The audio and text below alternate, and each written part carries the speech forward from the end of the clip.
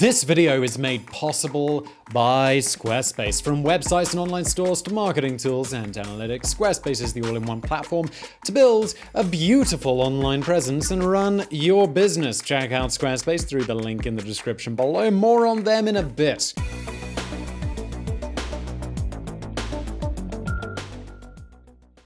American inventor Thomas Edison is often quoted as saying, "Genius is 2% inspiration and 98% perspiration." The quote, which comes in part from a 1902 issue of Scientific American, has a clear message. Pure brain power is nothing without hard work and motivation. Our protagonist today had quite a bit of both inspiration and perspiration. He even liked to read Scientific American. Philo Farnsworth was the Tony Stark of his time, a natural-born tinkerer and visionary who identified what he wanted to invent and wasted little time before completely shocking the world. From his marquee invention to protracted legal battles and substance abuse problems, this is the quiet, brilliant life of Philo Farnsworth, the electric whiz kid.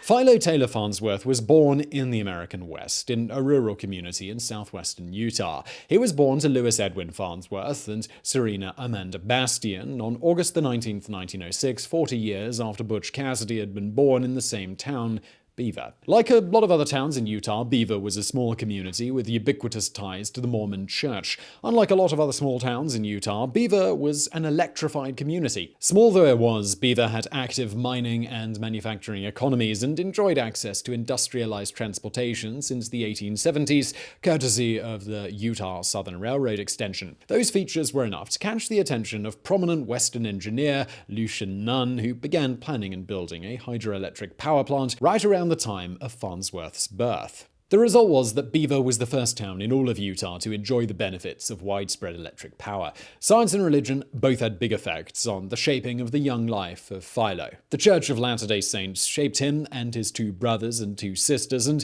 many of the communities that they all grew up in. But it was arguably science that had the larger effect. Either from his early exposure to electricity in Beaver or perhaps just sheer natural curiosity, Farnsworth gravitated towards electrical interests and a tinkerer's mindset. He was an avid reader of Scientific American, even at a young age. Philo Farnsworth was sketching out plans on how to completely revolutionize the electric world. He wasn't old enough to get drafted into World War I, but he was old enough to start sketching out plans for a new kind of television that relied solely on electric parts. At age 12, the Farnsworth family left Utah to move to a 240-acre ranch near Rigby, Idaho. And even by his early adolescent years, it's not hyperbole to say that Farnsworth was already something of an electrical genius. Like Farnsworth's former community in Utah, the Rigby Ranch was wired for electricity, and it had a generator that powered much of the farm equipment.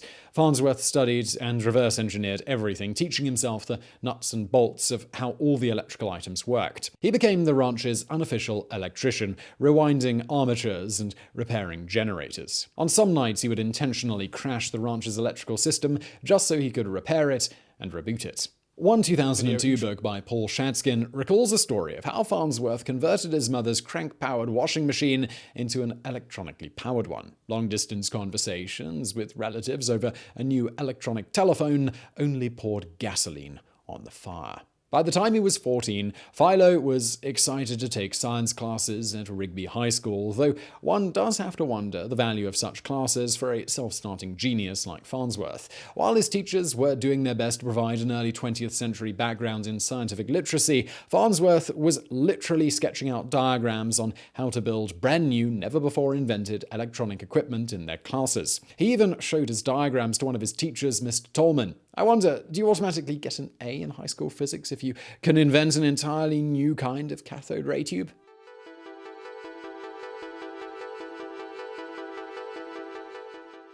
Farnsworth finished his high school career at Brigham Young High School after his family moved back to Utah during his later teenage years. Truthfully, Farnsworth really had not thought about much of anything else besides how to invent a new electronic television. As his adolescence wore on, the idea began to consume him. The only thing that successfully snapped him out of his one-track focus was the death of a parent. His father, Louis, died in January of 1924. Philo graduated high school 5 months later. Thus, Farnsworth, looking to start a quick career as the eldest male and take care of the rest of his family, applied to the United States Naval Academy. Unsurprisingly, the up-and-coming electronics master posted one of the country's best entrance exam scores. The military track was just what the doctor ordered for a Farnsworth family that was struggling to make ends meet without a patriarch, but there was one major problem that Farnsworth discovered shortly after joining the Navy. Any patents he might register for while in the service would automatically become property of the US government. For a guy like Farnsworth, who was clearly on the brink of a slew of electronic breakthroughs, this was a pretty major roadblock. Farnsworth talked his way out of his Navy commitments by utilizing an obscure provision that allows the eldest child of a fatherless family to leave the service and return home as a familial caregiver.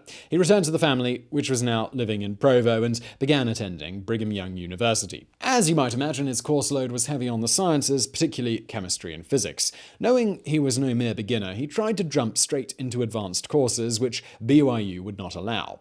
He didn't care, though. He attended the classes anyway. Farnsworth only stayed at BYU for a few semesters, but he still got two important things out of attending the school. For one thing, he got to play around in the college research labs, which he used to earn a radiotrician certificate from the National Radio Institute. More importantly, he met Provo High School student Elmer Gardner while he was there, and they got married on May the 27th, 1926. He was 19, she was 18. The newlyweds moved to California, where aspiring scientist Philo set up his first lab in San Francisco at 202 Green Street. Long before the boom and bustle of Silicon Valley, Farnsworth had designs on completely revolutionizing what electronics could do for an average American household. And it's probably here that I should pause on Farnsworth's story and give you some context on what exactly it was that Farnsworth was trying to do. The idea of television was not invented by Farnsworth or anyone else in the 20th century. It was an idea deep in the roots of the 1800s, long before Farnsworth was an erstwhile idea in his young parents' heads. Shortly after the invention of the telegraph, scientists had crafted upgrades that allowed them to transmit still images. Naturally, this flashed the potential for a device that could scan and project images. In the 1870s, British telegraph operator Joseph May discovered that selenium responded electronically to light photons, and that more light elicited a stronger electronic response. Some 10 years later, a Pomeranian engineer living in Germany named Paul Nipkow theorized a kind of mechanical forerunner to the television. It was a pair of spinning discs and a photoelectric mosaic, and they could work in concert to project an image onto a clear glass plate.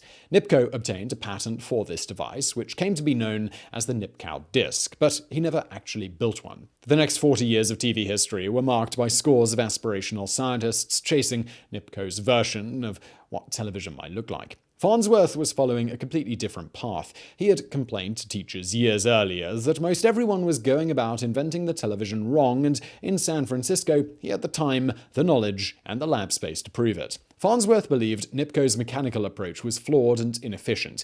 In its place, he wanted to pursue an all-electronic mechanism for image projection. To describe the difference in strategies using a more modern metaphor, it would be like the difference between disassembling an automobile piece by piece, then reconstructing it in a different location, versus putting the car on an airplane and flying it to that new destination. Barely 6 months after Farnsworth had moved to California, he had submitted patents for a number of key inventions, including an image dissector camera tube that was a major electronic breakthrough. That was January of 1927. By September, Farnsworth had successfully built and tested an entire operational system, transmitting a simple image of a straight line to a television receiver in the next room. True to form, Farnsworth reportedly exclaimed, "There you are, electric television." It was as if he had known his whole life that he would invent it. His laboratory assistants were stunned. At this point, he was barely 21. A year later, on September 3rd, 1928, Farnsworth had perfected his system enough that he was ready to give an official demonstration to the press. In 1929, he removed the last mechanical parts from the system, fulfilling his vision of an all-electronic television machine. He began using it to transmit more complex images, not just lines or symbols, but photos of actual people. One of the first images he chose to transmit was an image of his wife Elma. Farnsworth had not created some never-before-seen machine. After all, silent movies were popular in the 1920s before the Great Depression, and talkies broke out onto the scene in 1927. But Farnsworth had created a vision of what the future was going to look like. Not a mechanical television machine, but one that ran completely on modern electronic technology. His new series of patents laid out the blueprints for what 20th century television, and by extension, modern entertainment, would look like. Farnsworth's vision brought him a lot of fame and repute in the scientific community. Unfortunately, it also brought him one of the chief conflicts of his entire life, a turf war with RCA. And just before we get into that turf war, I'd love to take a moment to tell you about Squarespace, the sponsor of today's video. Now, a couple of simple things. Maybe you've got an idea for a website or a business, even an invention up there in your head, and you're thinking, maybe I should try that. Well, 2, the only way to figure out if it's worth doing is to get it out there to the world. Although, if you're doing an invention, maybe consider patents first. Not a lawyer on that one. But Squarespace can still be incredibly useful if you're starting a business. But this can all be daunting because, it's scary to go and pursue new things, but not being able to set up a website is not an excuse. There are no excuses available with Squarespace. Squarespace allows you to create a powerful website for whatever you're up to. Want to sell something online? Yes, easy to set up a store with Squarespace. Or starting a podcast? Well, absolutely, Squarespace do that. It all starts on Squarespace with a beautiful template that you customize to your heart's content, or start from scratch, or easily move over from an existing domain, making everything super easy to manage. But don't start from scratch. Just use a template. No excuses. And once you've gone through the super easy customization process, there are no updates, no patches, no tech BS to deal with. And Squarespace also handles all of the website-y stuff. Like I say, they do podcasts, but they also do social media integrations, mailing lists, all that jazz. Like I say, Squarespace removes the obstacles to your dreams. Go to squarespace.com for a free trial, and when you're ready to launch, go to squarespace.com/Biographics, and you'll save 10% off your first purchase of a website or a domain, and let's get back to it. So I really hope you found that.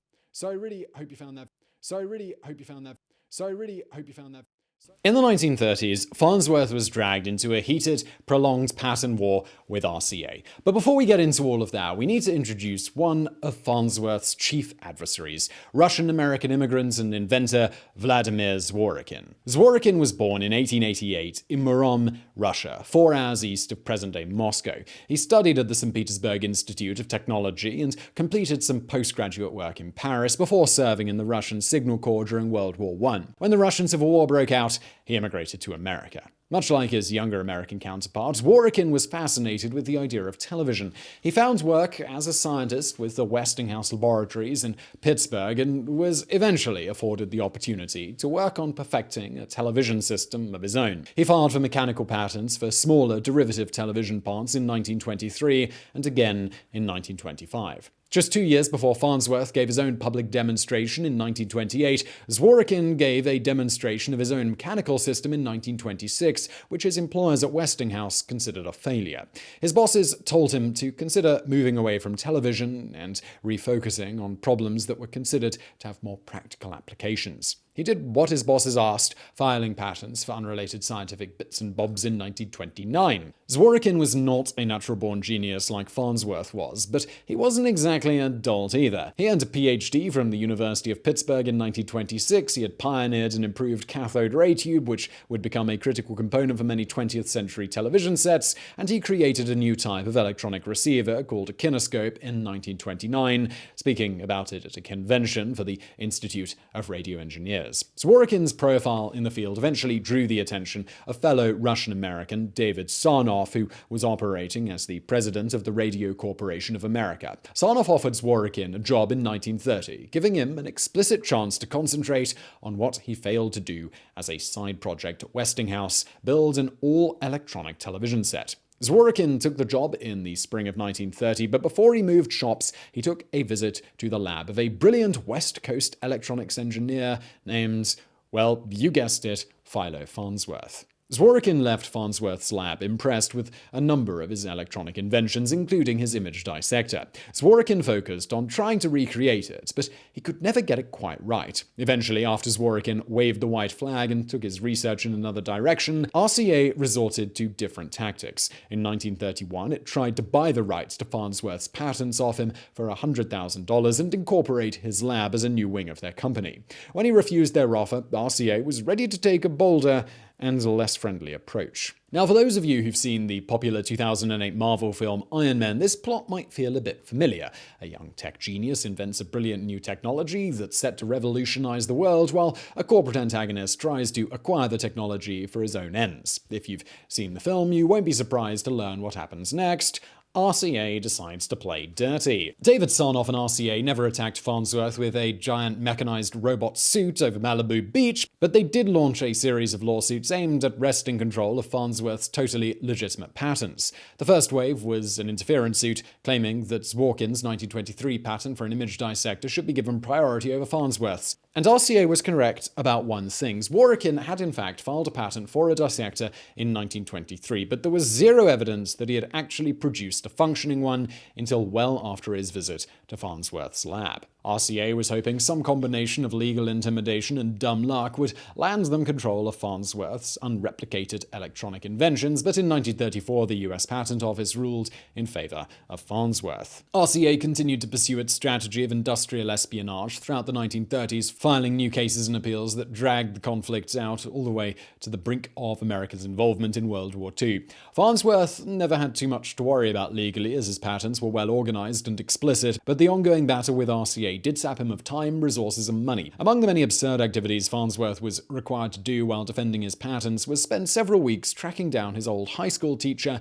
Justin Tolman, to whom he had told of his future invention. Tolman recalled in as much detail as he could a blackboard diagram for image dissectors and cathode ray tubes that Farnsworth would go on to file a patent for years later. Eventually, RCA's legal pursuits caught up with them and it ran out of options. David Sarnoff desperately wanted his company to be known as the inventors of electronic television. Instead, on September 15, 1939, he paid Farnsworth $1 million in royalties for 10 years of access to his patents. His legal histrionics didn't just cost RCA money either. Farnsworth had signed a deal with AT&T more than 2 years later, allowing both parties mutual use of each other's patents. Not only did RCA lose the patent war to Farnsworth, but they weren't even the first major company to win the use of his electronic genius.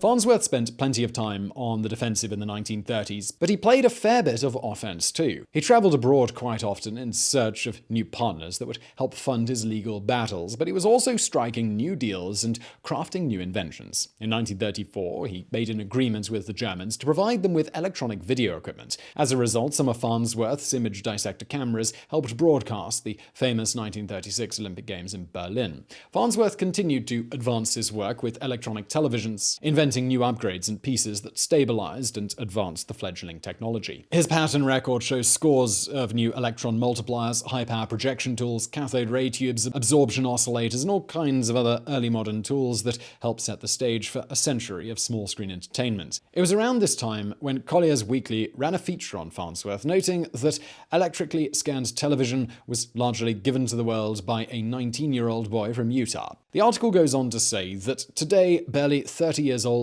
he is setting the specialized world of science on its ears. It's easy to forget that at the close of the RCA saga in 1939, Farnsworth wasn't even old enough yet to run for president. He'd lived through so much intellectual conflict and started experimenting with his work at such a young age that he'd experienced an entire lifetime's worth of drama in just a few short decades. And Farnsworth did still have a lot of gas left in the tank. In 1938, he founded the Farnsworth Television and Radio Corporation in Fort Wayne, Indiana, where he worked as the director of research. His tinkering contributed to the invention of radar, night vision goggles, electron microscopes, astronomical telescopes, gastroscopes, modern air traffic control systems, and more. In the 1960s, he even created an electrical field called a fusel that was capable of nuclear fusion. But Farnsworth began to struggle with depression and substance abuse in the 1930s.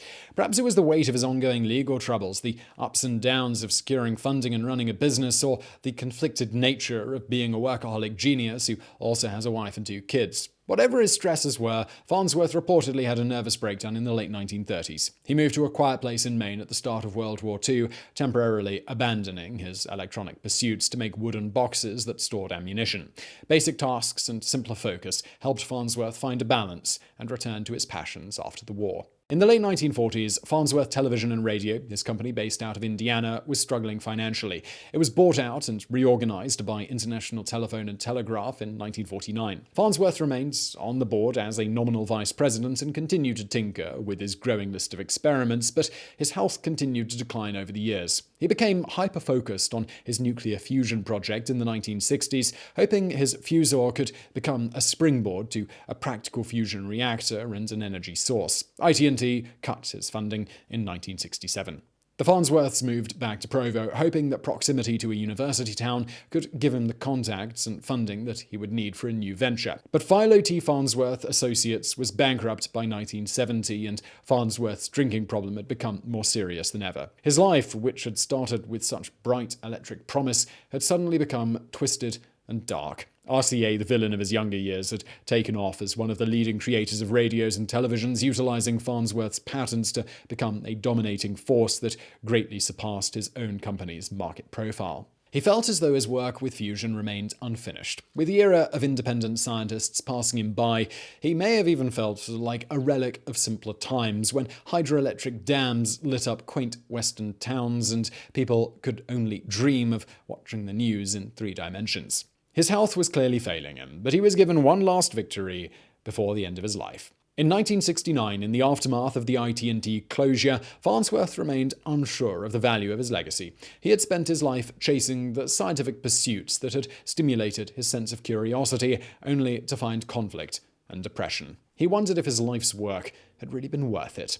Then, on July the 20th, 1969, Farnsworth was one of the 500 million people watching live on television as Neil Armstrong and Buzz Aldrin walked on the moon. He wept, telling his wife that watching such an incredible event on the device that he visualized and invented has made it all worthwhile. Less than 2 years later, Farnsworth died of pneumonia on March the 11th, 1971. He was 64 years old. Philo's wife, Alma, survived her husband by decades, living beyond the millennium until her death in 2006. She spent most of the 35 years without her husband advocating for his legacy, challenging RCA's claims to the television throne and fighting for meaningful recognition for Philo as technology continued to evolve at a faster and faster pace. Thanks to her good work, Farnsworth is widely credited today as the electronics genius that he was. Several prominent awards are named after him, including a Primetime Engineering Emmy Award, a Midwestern cable TV competition, and a Collegiate Broadcasting Scholarship. He was posthumously inducted into the National Inventors Hall of Fame and the Television Academy Hall of Fame in 2013. For a time, he was also one of the 2 bronze statues representing great Americans from the state of Utah in the US Congress. Scientific American called him one of the 10 greatest mathematicians of his generation, and Time named him as one of the 100 most influential people of the 20th century. Philo Farnsworth may have struggled to see his own value in his later years, as we all do from time to time, but he never struggled to visualize his life's greatest work, and he revolutionized news, entertainment, art, and communication in the process. He truly was the Tony Stark of his time. So I really hope you found that video interesting. If you did, please do hit that thumbs up button below. Don't forget to subscribe. Brand new videos just like this a couple of times a week. And please do check out our fantastic sponsor, Squarespace, who I will link to below. And thank you for watching.